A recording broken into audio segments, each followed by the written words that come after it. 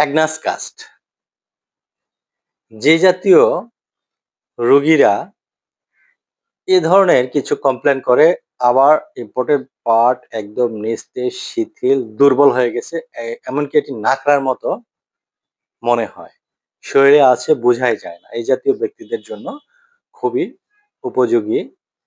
সাধারণত গনোরিয়া রোগের পরে যাদের দুর্বলতা দেখা দেয়, এটি তাদের জন্য ভালো কাজ করে। যারা কমপ্লেন করে আমার ইম্পর্টেন্ট পার্ট একদম ছোট হয়ে গেছে, নরম হয়ে গেছে, পায়খানা এবং প্রস্রাবের আগে বা পরে আঠালো পদার্থ নির্গত হয়, ঘন ঘন নক্ট্রাল ইমোশন হয়, এ জাতীয় রোগীদের ক্ষেত্রে একেবারে ছোট হয়ে গেছে বলতে তাদের অসাড়, দুর্বল, নিস্তেজ থাকার কারণে একেবারে দুর্বল মনে হয় এবং ছোট মনে হয়। সেবন বিধি: মাদার টিংচার 10 থেকে 12 ফোঁটা 3 বেলা খাবারের আগে সামান্য পানি সহ সেবন করতে হবে আধা ঘন্টা আগে।